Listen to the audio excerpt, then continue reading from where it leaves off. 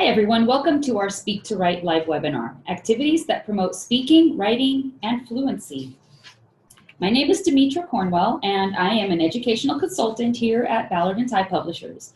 I am also a credentialed elementary school teacher with 20 years experience teaching in the California urban school districts of Los Angeles and Long Beach Unified. I've also taught at private and charter schools, special education, and private post-secondary adult education and training. I speak 3 languages and love the process of learning some new ones. In this webinar, I will be talking about effective strategies at the elementary level, and my colleague, Brenda Rosas, will be discussing how to use these tips in the upper grades. So without further ado, let's introduce Brenda. Hi, I'm Brenda Rosas, and I am one of the educational consultants here at Ballard & Ty.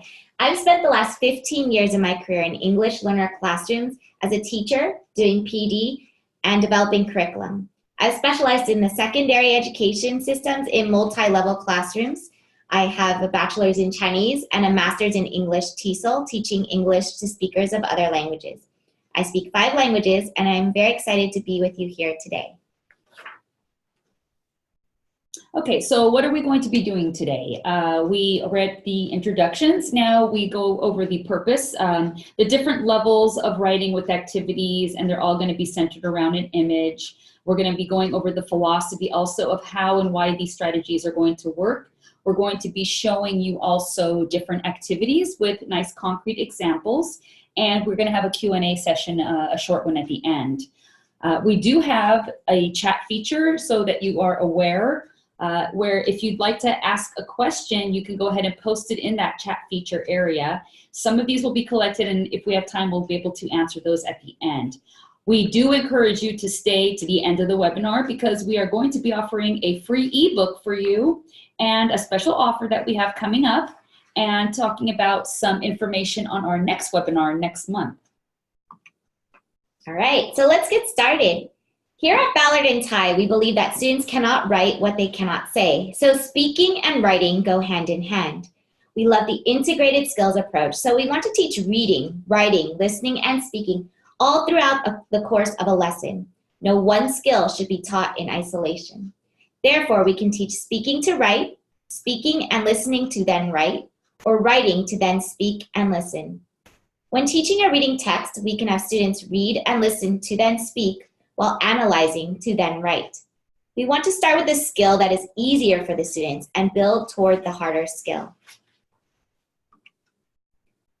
As we teach speaking and writing, we want to start with the smallest chunk of language, which is the word level, then move to the phrase level, then sentence, paragraph, and story and essay level. When practicing, we want students to speak fluently to convey meaning, to be understood. Grammar does not always need to be correct, but unless you are focusing on a specific grammar form. Sometimes students are scared to speak because of their accent. They think they need to be perfect, but also because they have a fear of not being understood. Therefore, we need to lower the affective filter by starting at the word level and build up to the paragraph, story, essay level. We can do this by intentionally including speaking activities into our lesson plans to increase student talk time. This will then lead to more fluent speakers, thus later fluent readers and writers. So I just want to throw in a little statistic here for you. There was a study done by the Association for Supervision and Curriculum Development, and they took a teacher and a student for about a 5-minute segment. What they found at the end of this segment was the teacher used 190 words and the student only used 11. This means that a staggering 94% of the words used in the classroom during that segment were spoken by the teacher. And if we analyze the type of words that the student used, only half of those words spoken by the student were not academic in nature. So when do we speak to write? Throughout a course of a lesson, there are different points in time that we can practice speaking to write or writing to speak. I know from experience that it is very easy to remember to include speaking at the beginning of a lesson and then later at the end when they have finished the writing process and are presenting. We can include speaking during the schema building stage and then after they present to write, but also all the different stages throughout. So for example, in the schema building stage, students can do brainstorming by using charts or graphic organizers and then speak about them. We can practice vocabulary, grammar forms, functions. We can do that through speaking. When we talk about informational or fictional text, we can do the analysis portion through speaking first, even using graphic organizers or extension activities to speak to then write. In the writing process, whenever we're doing any genre of writing, through all stages of the writing process, we always want to do a lot of speaking, not just at the end.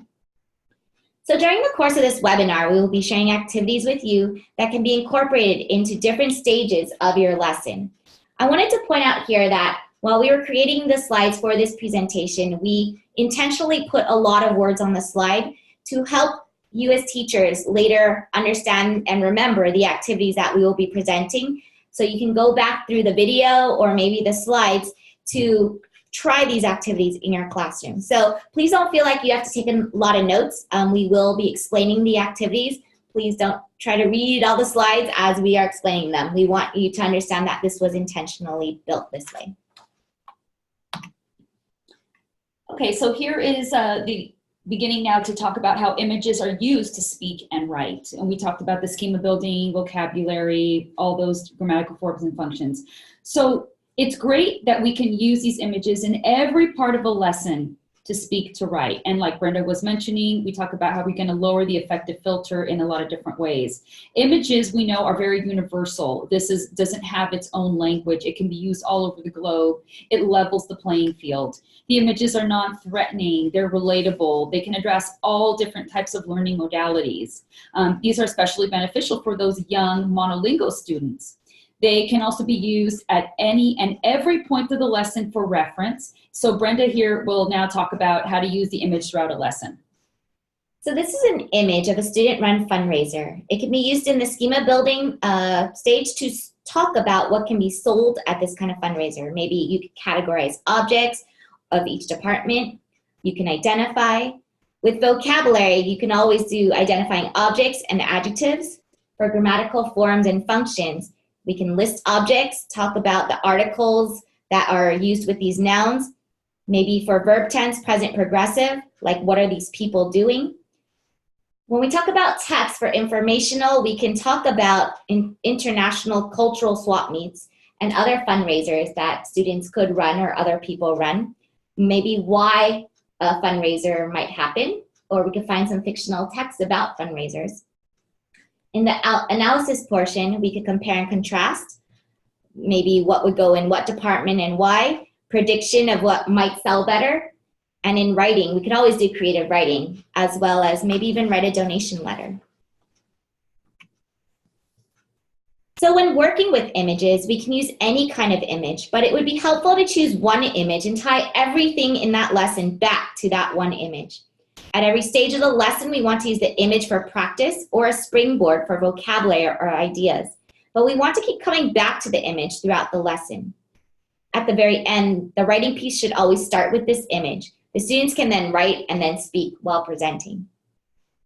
So we're going to use images on how to apply these different skills.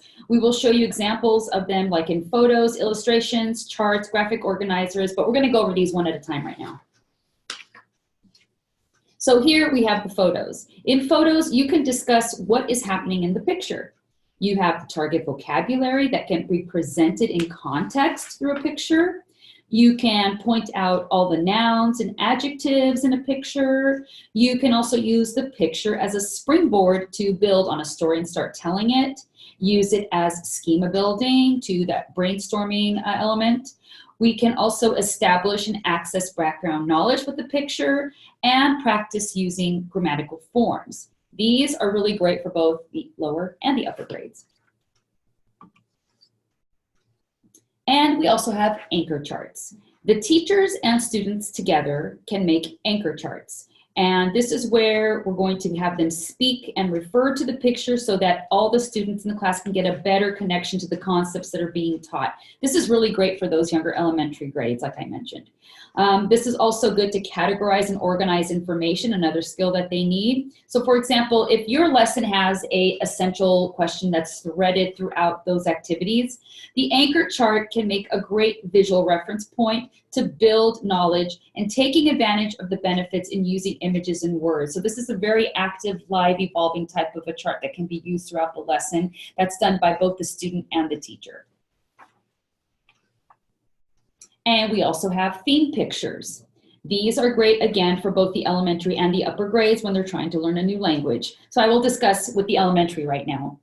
So in a picture, you want as much going on as possible in order to get as much content as possible.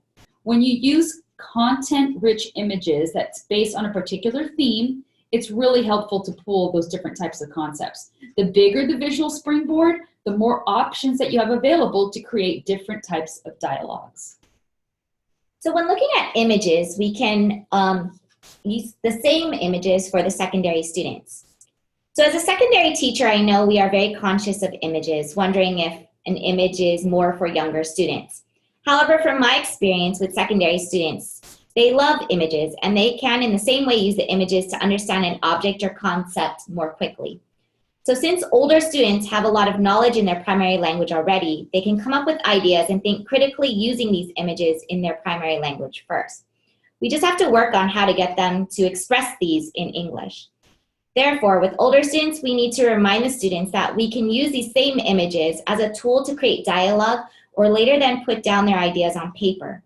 Images will help students put what they are learning into a meaningful context. So what can we do with images? We can use them to practice higher order thinking skills for those students, elementary or secondary, at all proficiency levels. But for those at higher proficiency levels, students can practice different genres of speaking and writing as well. So for example, informative or descriptive, we can describe objects and what is happening. The younger students can do this as well. Narrative, fictional story, you can talk about prediction of whether this fundraiser will be successful or not, or what is happening in the fundraiser. So for expository though, you want to maybe talk about the perfect fundraiser, and this might be a little bit better for older students who may have already experienced a fundraiser or understand more what a fundraiser is. So they can talk about what a perfect student-run fundraiser might look like. For comparing and contrasting, we can compare this fundraiser to a different kind of fundraiser and talk about the similarities and differences and maybe which one will be better. Persuasive, you may want to persuade someone to organize a fundraiser. Okay, so as we give you some examples of activities that you can try tomorrow, these are some things that you will need to prepare for your lesson. So you'll need a picture and image to use as a prompt that will tie the lesson together. Target vocabulary or word list. You want to try to include the parts of speech for the higher proficiency levels. For a mixed level class, you may want 2 to 3 different vocabulary lists for the different levels. So the multi-level students will each have their own list that they are responsible for. You can also make some picture and word cards to introduce the vocabulary.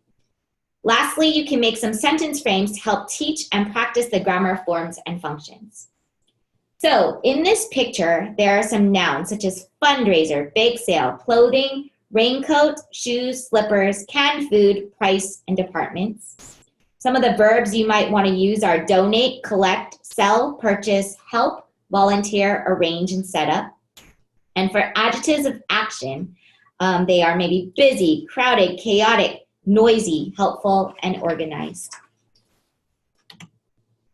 So now we have these activities at the word and phrase level. So here is a list of what we're going to be going over one at a time: the call to action, bingo, conversation questions, and so forth. I'm going to be going over for the elementary level or for the lower proficiency levels, the first 4. So looking at the first one, call to action. So call to action, as you can see, you can touch upon listening skills with this activity. You can touch upon one-word answers or short phrase answers. So for example, we have the teacher on the left. Point to the, and let's say the teacher says point to the raincoat. All the student has to do is listen and point to the raincoat. For how many, you can say how many cakes are there? And they count the cakes. 1, 2, 3. Okay, there could be 5, 3, or whatever there is. The next one, the teacher says there is a, this is a, and you point to it, and the student says raincoat. So we've got a little bit of listening, a little bit of speaking at that word level. So different types of skills that they're learning. For example, also, where is the blank? Short phrase, on the table. Where is the baker? You know, near the table. So we're identifying nouns. We can do singular or plural nouns. We can do prepositional phrasing, counting, anything like that to call to action. So these are more teacher-driven, but it does provide a starting point to enter the realm of creating sentences. And then we have the all familiar bingo game where the teacher says the vocabulary word. So you're going to have to print out a bingo template. And the students would get a chip or a marker to put on the picture that matches. So the objective is to match in a row, diagonally, horizontally, or vertically, of course. So you can show, there's different types of variation. You can show a vocabulary word to the students. The teacher does this. And then the students will mark the picture, or the teacher holds the word card again, but they're matching word cards on their bingo card. So there's different types of combinations that you can do for this. Conversation questions is where the teacher will create a few questions about the picture. With the higher level students, they can create their own questions and then partner up like that. So for example, what would you buy at this fundraiser? Cookies. What would you sell at the fundraiser? My pajamas. Why would you think they are doing this? To make money. So again, here we are not only doing the word and phrase level, but we're also having them work on the skills of giving an opinion and expressing ideas. Again, another way to lower the affective filter, another way to get them to connect to something that's very relevant to them. And again, this is something that's universal, can be done at all levels. And then we have categorizing. Here, the students can use a T-chart, and you're going to sort vocabulary words into the meaningful categories. So here, the example on the right, you have the T-chart, clothing on the left, food on the right, and they're going to be listing either as a picture or as a word, writing them down and organizing this way. They can also do a Venn diagram and have the students identify maybe some things that can fit both categories. Things that you can use inside and outside of the house can be the middle of the Venn diagram. We can also stretch this a little bit and have students provide reasons and justification for how they classified the items. So again, we are still really trying to generate and create a lot of chatter and talking and thinking at this level. The skills covering here, brainstorming, listing, classifying, comparing and contrasting. Even a little bit of some debate can be thrown in there for those upper grades. So moving on to activities for more of the upper elementary and secondary students, we're going to talk about Scattergories first. So Scattergories is really made from there's a game, like a board game called Scattergories, where you list different household objects or sports equipment and you use all the same letter. However, for this activity, it's a little bit different. The teacher will assign a category or topic to the students. And then in teams, students will have a piece of paper and they will create one list per team. During that time, they're thinking of what's on the image, maybe outside of the box, things that they can come up with, trying to find unique items or unique ideas and put them down on paper. So once they have, for example, on the right, you can see list all the baked goods you can think of. They've listed things. Then the teacher will bring the class together and ask one team at a time to name one item from their list. So when that team says their item, if another team has that item and they call it out, no points will be awarded to that team. But if a team has a unique answer, meaning no other team has written that one down, then the team is awarded a point. So this is really great for brainstorming or listing. Later, when you have students talk and give their answers, more the describing, classifying, comparing, and contrasting, and debating come into play. So this activity has an aspect of competitiveness that also leads to a lot of spontaneous debates and conversations in the classroom, and this really allows for additional language practice. So for secondary students, they love competition, maybe even upper elementary. They become very motivated to participate. So what might happen is when a student, and you can see here in the list, says sandwiches as a baked good, well, that one's a little bit debatable because the bread outside is baked, right? But in the middle, you might have meat or cheese, and that's not a baked good. So this is when you will allow for a student to defend their answer and allow for other students to argue the answer. Ultimately, the teacher then has to decide which arguments were better and award points accordingly. But Scattergories is really, really fun. I've done it with 3rd grade all the way up to 12th, and they really, really enjoy this activity.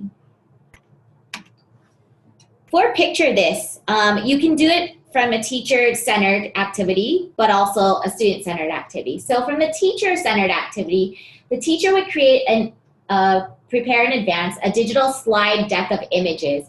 Basically, it's 1 image per slide, so when the students see that image, it will help them think of that vocabulary word. So you'll use the vocabulary words of a lesson, and basically when you show the slide, the students will call out the image. You could even do this in teams, different things like that. However, my favorite part of doing this is actually having the students create the digital slide deck on their own, using their devices, maybe partner up. They can then quiz another person or another set of partners in the class, or they can go up and actually quiz the entire class. But there are 2 parts to this. The students are creating the material, so they first have to think of the word and an image that correlates.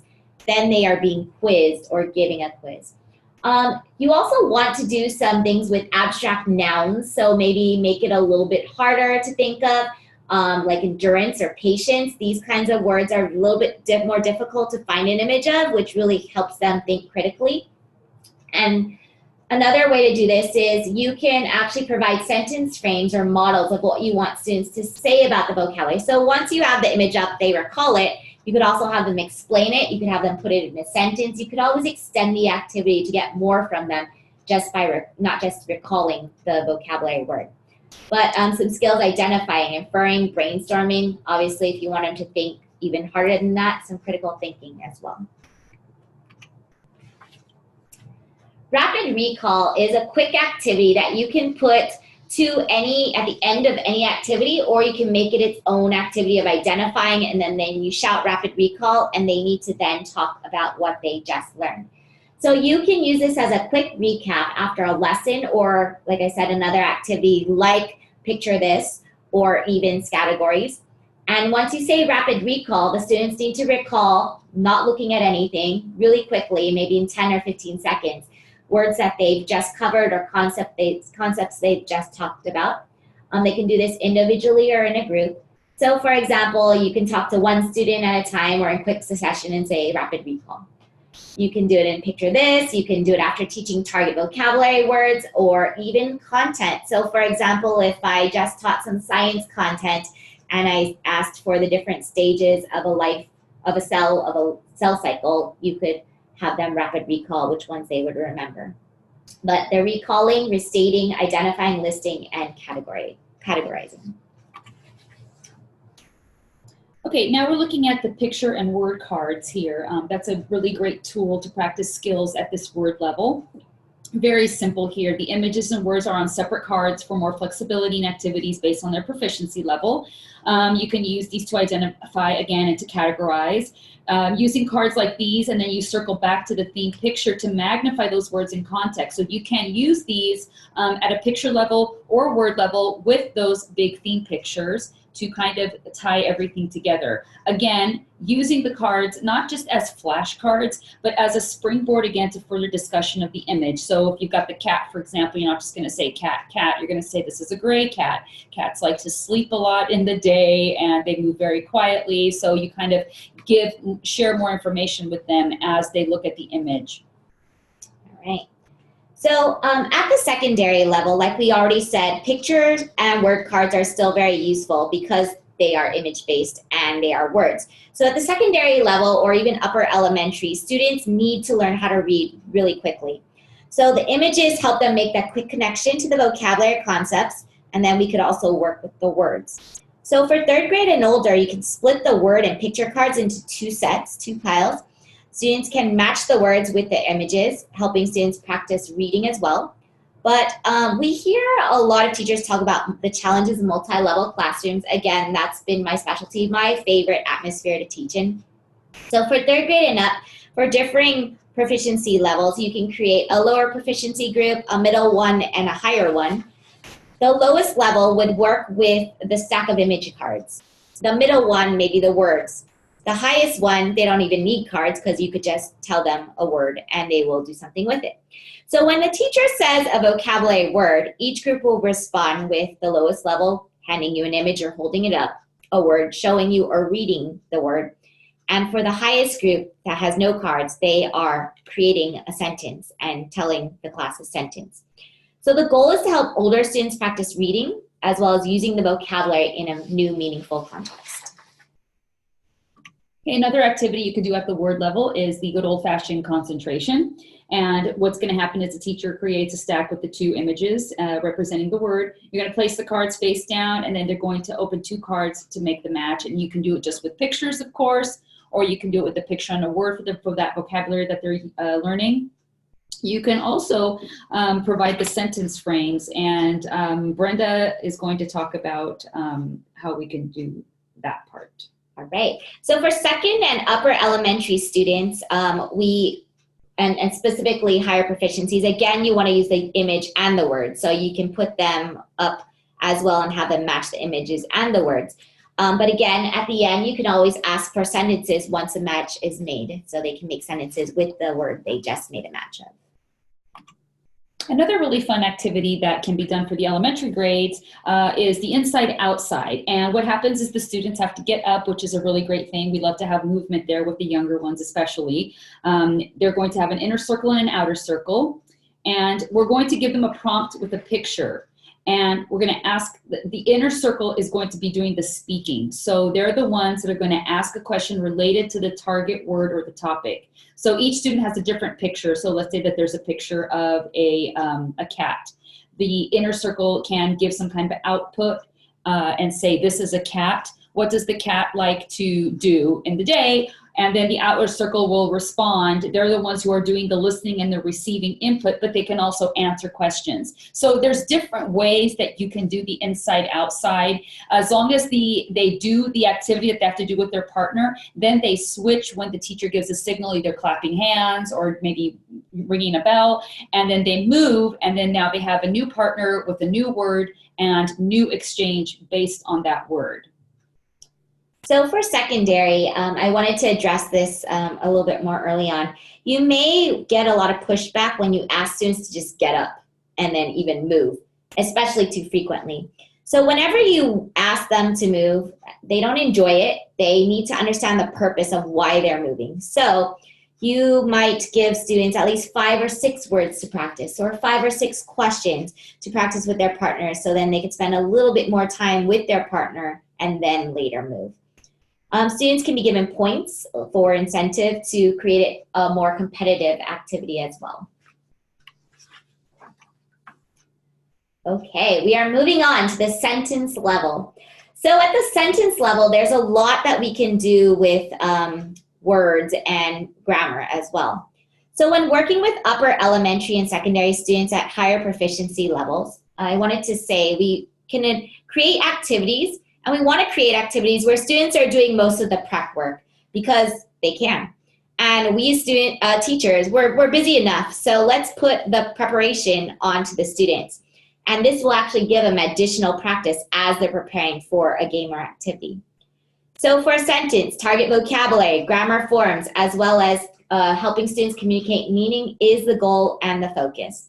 So all these activities that we are going to go through, pick a card, race for sentences, sentence in a round, hot seat, and interviewing. You can use all these or do all these activities with mixed proficiency classrooms. And I will explain how as we go through them. Again, I want to remind you there's a lot of text on these slides, but again, it's so you can use the slides later to play the games in your classrooms. Okay. Pick a card. In pick a card, it's really simple. Teachers really just need to make a stack of words that for the different lists that you've chosen as target vocabulary. And you'll place those stacks at the front of the classroom. And students will then go up one at a time for their team. So basically, when we talk about multi-level, you can put the students in the students in any mixed level team. So for example, one team can consist of a lower, a middle, and a high, but what you are having them do is when they go up to the front of the classroom, they are picking one card from their stack. So there's a lower stack, a middle stack, and a higher stack. And when you have them pick a card, they are to make a sentence at the front of the classroom with that word. After everybody is gone, you then do round 2. Students then go up and they pick 2 cards and make a sentence with those 2 words in them.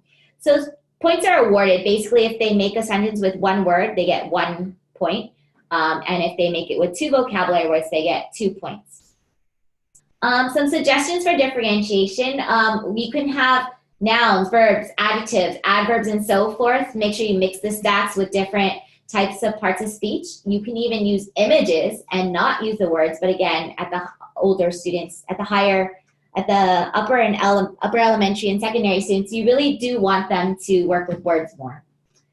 You can have them do 2 cards, but my experience with secondary, when they get to the higher proficiency levels, they could even do 3 or 4 target vocabulary words in a sentence.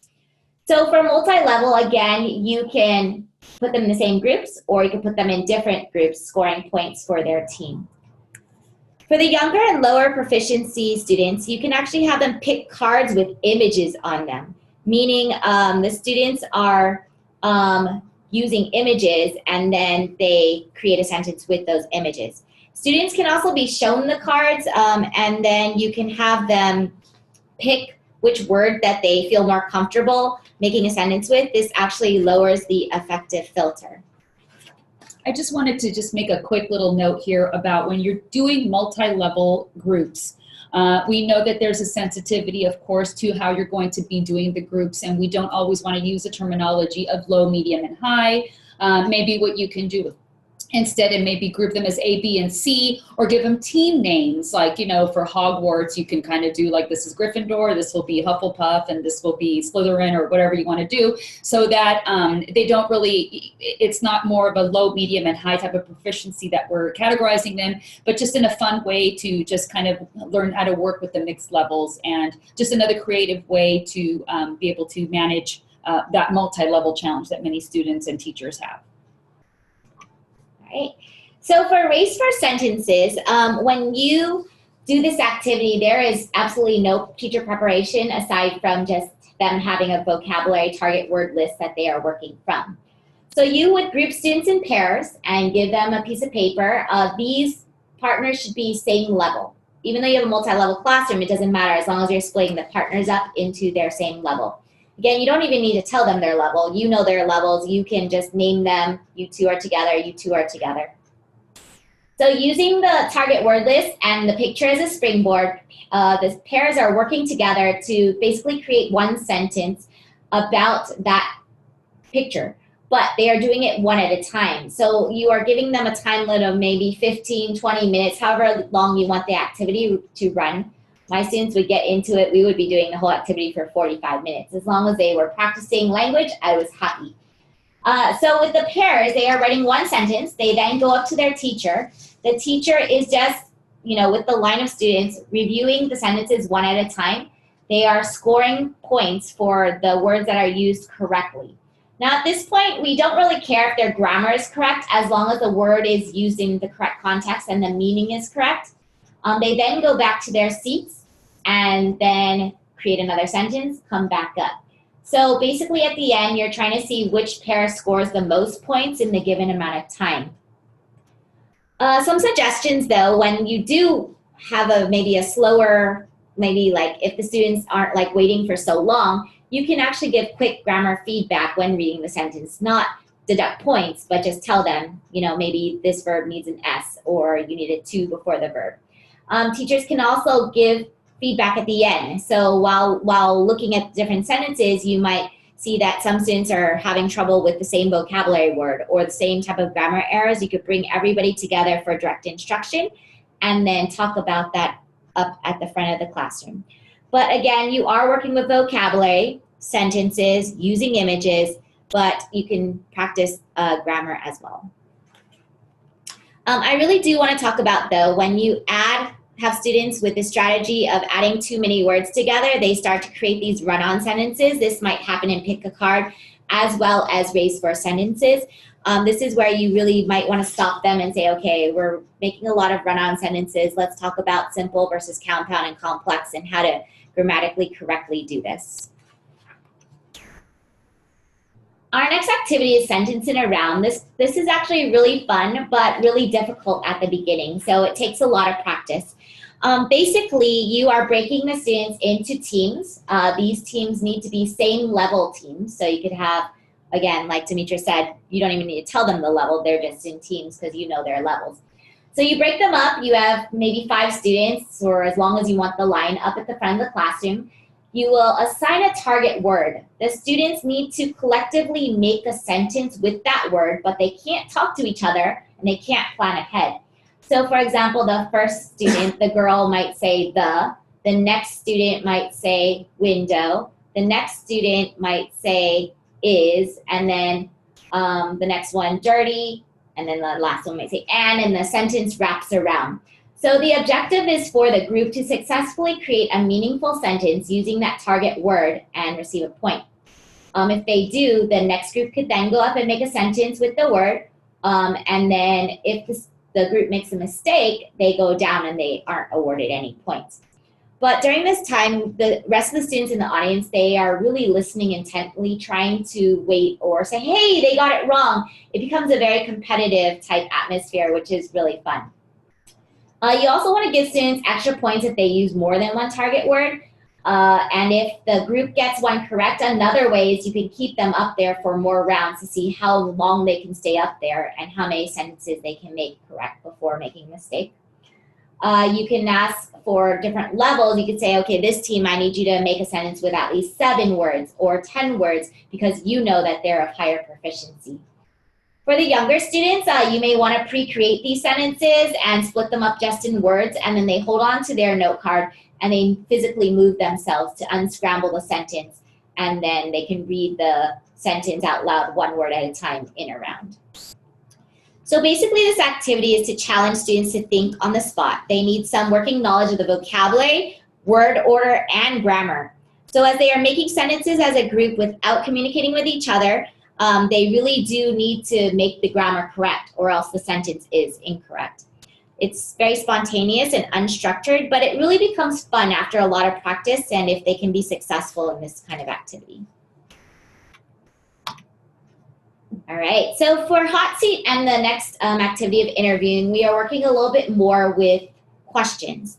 So using this image or using an image that we talked about, the same one, the theme picture, as a prompt, students can write a set of questions about it. Again, the teacher does not need to do anything except provide an image. You'll later, after everybody has written a set of questions, you could say, okay, the lower level 5, you know, medium, like you are doing 7 questions, and then the highest level 10. You could then bring the whole class together. One student sits in the hot seat. There's a timer. And then students are asking that student one at a time, but in rapid fire succession, questions. And that student is to then answer the question based on the image. And so it's basically practicing listening and speaking. And then the next student will take the hot seat. Students can be scoring points for their team, or they could be doing it. As an example, on this for interview, using that same image as a prompt, you're going to have students again write the questions. You could even do hot seat first, then interview right afterwards and use the same set of questions. But in pairs, they are interviewing each other. They are then taking notes about what their partner has said. They are then asked to write sentences about what their partner has said and then share out. So you can also have students role play. So for example, this might be kind of fun where I am the girl with the braid in pink selling, and maybe what she might be asking or saying or answering from her perspective of her role in this image. Students can also write predictive and creative writing questions as well, and this will really help with students to do an interview. Okay, now we're talking about just the elementary level here with the talking box. I think a lot of the kindergarten teachers in our group today are familiar with the realia and familiar with those feely boxes that we had, to talk about senses. This is kind of almost the same thing, but you are using the realia to kind of help them match the object to that vocabulary word. They can practice fluency and automaticity of the language with the meaningful object, and you link that to the word. So this is kind of a more of a closer personal level of when you're holding an owl and you see it. This is another way to kind of address that different learning modality of the ones that have to touch things and have to look at things and feel things. So this is a really great activity to support that. These also can be a lot of, you can also support this with frames. So for example, like if you have looking at the pencil, they can hold the pencil and you're looking at the frames now. So you can say this is a blank. So now we're using the social language, we're tying it with academic language using these sentence frames, because the sentence frames are also going to be utilizing, practicing form and function together with that target vocabulary word. Right. So when looking back at all the activities that we previously mentioned, you can use sentence frames with them. So for interviews, you can use a frame to help students with writing questions and then to speak about their answers to their partners. For pick a card, race for sentences and sentences in a round, you may want to structure the activity where students have to use specific sentence frames or grammar forms that you just reviewed or went over as they come up with their sentences. Or you can put different sentence frames up all over and give them some kind of starting point to help them with creating sentences. But remember, the goal is to practice vocabulary and grammar using images. So you can also use a sentence frame at the beginning of a starting point of their sentence and then let them fill in the rest for speaking or writing, especially when practicing your higher order thinking skills. I wanted to touch on sentence frames and word order a little bit because my second language is, well, actually my third or fourth is Chinese, and word order is very different for many Asian languages. They are almost opposite of English, where the verb comes first and the subject comes later, especially with Japanese and Korean. So with sentence frames, it will really help students understand English word order and how to put their ideas in the correct word placement when creating sentences in English. Another thing is literature frames. Literature frames can be used to teach reading skills of prediction, character, setting, plot, main idea. These need to be practiced because they are academic skills that prepare students for their English language arts curriculum. All right, so moving on to paragraph level. We have a lot of different types of writing genres, so it's great to use an image that will allow for the use of different writing genres. We also want to use the image to allow for the use of graphic organizers, maybe teach transition words, and practice higher order thinking skills. So for graphic organizers, you can create things like the Venn diagram for compare and contrast, T-charts for categorizing. Students can also speak from those graphic organizers as well, but they are very useful because you are having them write words, hopefully not full sentences, in the graphic organizers. So they could then take that graphic organizer up to the front or to their partner and speak about their ideas to then later write at the paragraph level. All right, so transition words, they can be a little bit tricky because they are pretty easy to teach, but they are so structured. They are pretty easy to teach because they are so structured, but you can easily overuse them once you are comfortable with them. So you may want to see if the students, see in the students' writing that they are using the same ones over and over again. If that happens in speaking or writing, you may want to remind them, maybe we only use some of them sometimes, others another time. We want to explain that there's a specific structure, but we don't always need to use them and not always use the same ones. We want to formally and explicitly teach them though. For higher order thinking skills of synthesizing, analyzing, and debating, these can also be practiced with this image. To practice different genres, we can also create writing prompts from this image that will lead to that type of writing or speaking. We want to use prompts that will encourage higher order thinking skills, for example, expository, like explain the perfect fundraiser. In response to writing the prompt, students can then make graphic organizers to organize their thoughts, then write to speak or speak to write and include transition words. Okay, another activity at that paragraph level is the museum walk, and you can use this activity pretty much for anything. You can kind of see in the picture here, you just have the students stand in front of their project or even just a paragraph that they're holding. It can be done at any point of the learning process, so you can use it when they're doing pre-writing, you can use this when they're doing graphic organizers, you could use it as their final activity project where they do have the paragraph is all done. So what happens is half the students will do that project, or let's say it's a paragraph, okay? They're gonna be up presenting, and half the students are gonna be going around to listen to how that student is presenting their paragraph. Then you can also have the teacher be one of those audiences, so they can kind of do an informal assessment and observation notes of how the students are doing with that paragraph writing. At the secondary level, we can use Museum Walk at the pre-writing or brainstorming level for our writing projects, like, for example, using the graphic organizers or images to show to their classmates and then speak from them. I wanted to pause here to briefly speak to those teachers who teach content areas at the secondary level. Sometimes it's hard for us to incorporate speaking and writing, but there's a lot of English that's needed for content area courses. So this actually is a great activity to have students explain concepts they have just learned. So if you wanted them to, prepare for their science fair project or history report, yes, those are formal reports, but even just to practice concepts that they've just learned. For example, the life cycle of a cell during mitosis. You could have images with the phases named. Students can then speak about it through those images. They can practice speaking about a topic or concept over and over again before they are then asked to write their explanations down. Okay, lines of communication is another type of a sharing activity that you can do with your students. Looking at it from an elementary perspective, you're going to have your students stand in two lines facing each other. One of the lines is going to be moving. So let's say person number one is going to be moving down to be the second spot and so forth. So they're moving as they're speaking to their partner.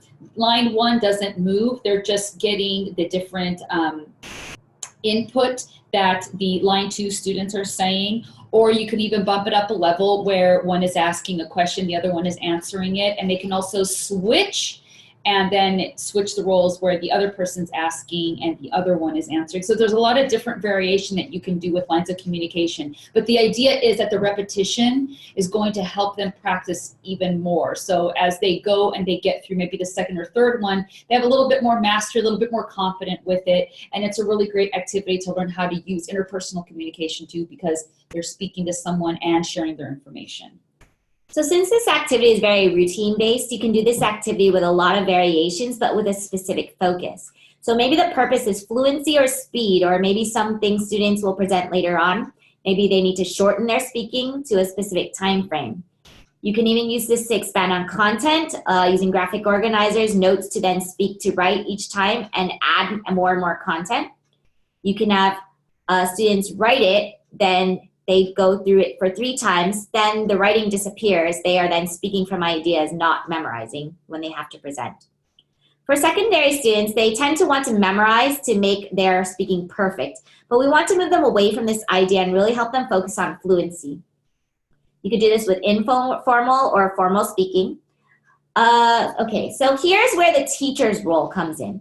The teachers can walk around and basically eavesdrop. They then are thinking about all the different things the students are saying, maybe catching the errors. They can then bring the whole class together and review the vocabulary that was missed or used incorrectly, and grammatical forms, again, that might have been used incorrectly. But this is where the direct teaching comes in. And so if the students are struggling with present progressive, review it there. And then for content, you can also use this for science and history concepts that they are learning or will be tested on. Lastly, we have the story, essay, and research level. Again, you can use images during the writing process. Images or words on pieces of paper to practice sequencing to then tell a story are very useful, where you can post them up on the wall or put them on a projector, and then students can then create a story or write or speak the story.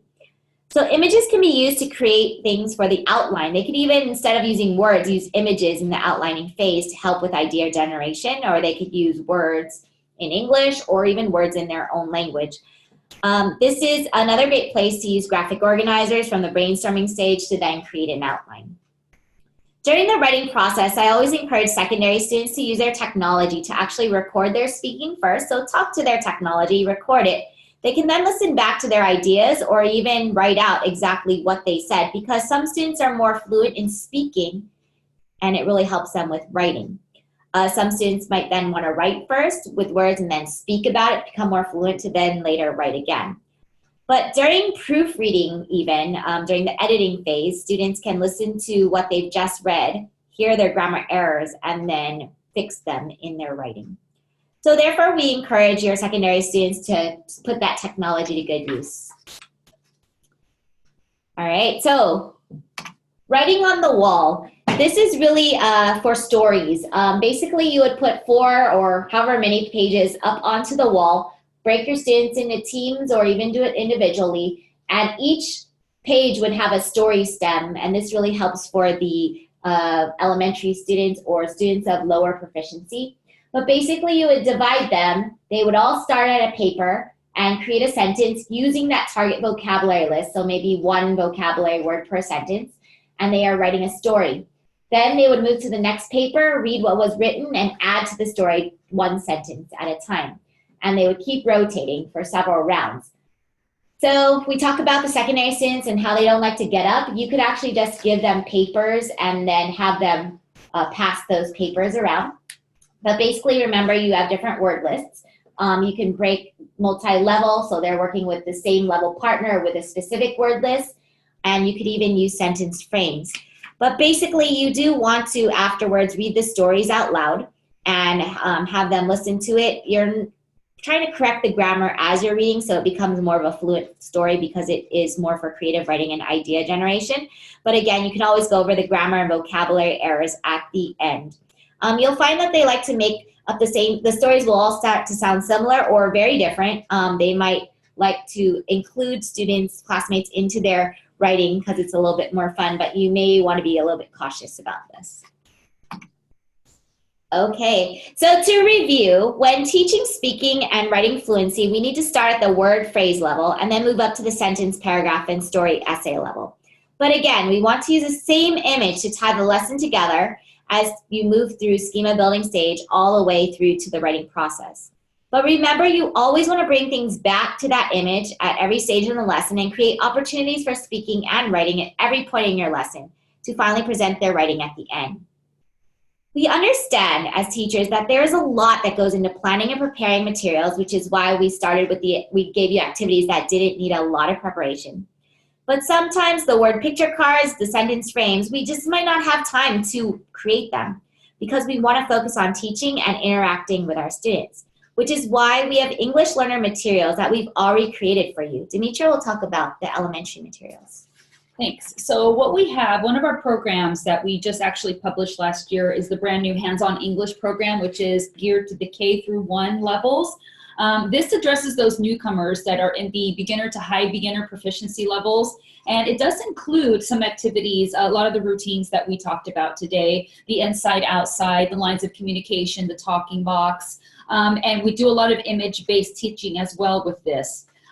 So this is also aligned, standards are aligned to the K-1 levels, but we have seen success with second graders that need to fast track it, and even though they don't align with some standards, they do get that English language development to be able to be brought up to speed. The Hands-On English program also comes with a component called English Mats, but the English Mats can be purchased separately.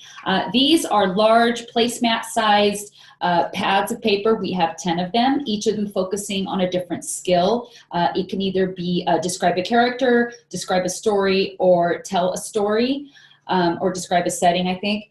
And we are focusing on the 2 most challenging things that teachers find, especially with testing: written expression and oral expression. So we have here the conversation corner questions that they can start talking to generate a story idea, and then they could put it to paper. Now, we're not necessarily saying writing full sentences. We have seen teachers have the students copy the vocabulary words and draw a line to different elements of the picture. So this is another way, again, to address that common core of linking illustration to text. So a lot of really good skill building happens with the English Mats too. We also have our hallmark program called the Carousel of IDEAS program. Some of you do use this. This addresses kindergarten through 5th grade. We address all the listening, speaking, reading, and writing component. It is a big comprehensive program that is very strongly research-based. It is very systematic in its teaching, and it is proficiency-based as well. It comes with those sentence frames. It comes with those theme pictures. There's about 18 of them per set, and then we have over 500 of the picture word cards, so they can be used very flexible ways. So Brenda is going to discuss a little bit more about one of the carousel components as well as the upper grade curricula. So as you saw, Frames for Fluency is part of Carousel, but it can also be used as a supplemental curriculum for kindergarten all the way to 12th grade. It can be used for elementary to practice the oral proficiency for multiple years. But for the secondary, you can use Frames for Fluency as an intensive newcomer program. So maybe a really quick 6-month program, really getting them ready for those topics, themes, things like that, but the vocabulary that they'll need to be ready for content area. I love this program because it's full of images. It's super easy for the teacher to just pick up and teach. So the sentence frames are already made for you. Word and picture cards made for you. In addition, those theme pictures, there are specific activities for reading, writing, listening, and speaking at multi-level. And also for the higher proficiency level students and upper elementary students, you can use the Frames for Fluency as intervention because you can target specific grammar forms and functions that students need to practice and then go to those specific lessons and teach them out of order. But this program will build fluency in speaking and later leads to writing fluency. For Champion of Ideas, this is our secondary 6 through 12 curriculum, and it really is heavy in ELA, science and history, social and academic skills. It's a full program, and the best part is it's available on paper as well as digitally. So you can have a paper-based completely, digital completely, or you can have a hybrid where the teacher's teaching from the technology and the students are on paper. But the student edition, it's so great because you can have students interact with the text. They learn to annotate, they listen to it. Teachers can annotate and model that because we really do want our students at secondary level to become independent learners. You can hide parts of the text to only focus on images. You can highlight a certain sentence to target only that one sentence and block everything out. But when teaching, it's really great to help students break down language when you use the digital portal. But the skills of listening, speaking, reading, and writing are all integrated, and it follows the same flow that we've been talking about in this webinar.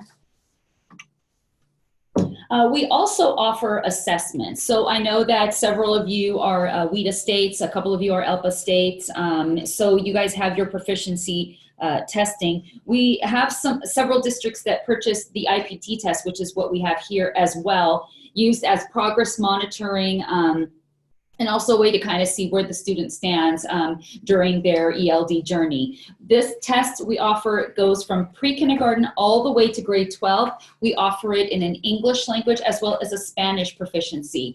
They are not direct translations of each other. The English test is different than the Spanish one. And we do also have it available as a paper-based, where they take it in the test booklets, as well as online. With the online component, you do get a better value, and also you do get the automatic scores and reports, diagnostic type reports that get generated, so you really get to see the strengths and weaknesses of listening, speaking, reading, and writing for your student. So we are the educational consultants, like we mentioned. There's 4 of us here. I'm sorry, 3 now. And we are first and foremost the educational consultants. We spent a considerable amount of time in the classroom, and we understand how to reconcile the ELD needs with actual reality of what you need to get the results. So if you do need any assistance of how to plan the strengths of what our program offers, you can always reach out to us. We do also offer with all our programs and the assessment IPTs free webinar training. We have free online training, and we also have support throughout the whole year. You can reach out to us at any time. So we talked about that chat link earlier where you can answer some questions, but I also want to talk about, before we finish, that we do have another webinar demo coming up. But before, if you are interested in any of the products that we talked about, you can schedule a free demo with us, and we're going to put the link right now. If you go to our website, there's always a red button on the lower right-hand corner. You can click on that, click on your state, and one of us will come up and you can contact us for a free demo. So right now, we are actually offering, for the first 30 people to schedule a demo after today, $100 off any of our products. So you get that credit towards any of the programs that you are interested in. So after this webinar, keep an eye out in your inbox for that free ebook we talked about. We're going to be giving you absolutely free scaffold and strategy ebooks that can help you further with support in your classroom. You also will have available a recording of this webinar, so we will have that for you available as needed. And Brenda is now going to talk about what we're going to be covering for our next webinar next month. All right, so on February 25th, we are doing our next webinar called Integrated Skills, Grammar Not in Isolation. We wanted to talk about how we can really teach grammar through every part of the lesson, like we talked about earlier in Speaking to Write. But basically, we want to incorporate grammar at every stage of the lesson in reading, writing, listening, and speaking. So we're going to give you strategies and activities that you can take back to your classroom right away. I hope you really enjoyed this webinar and that you have found some very useful activities to try right away.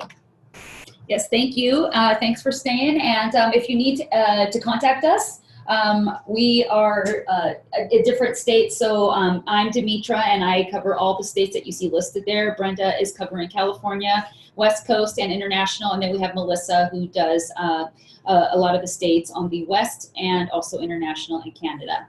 So reach out to us if you have any questions about anything at all, anything about the strategies, the programs you might be interested in, any type of free demos, and we will be talking to you very soon. Thank you.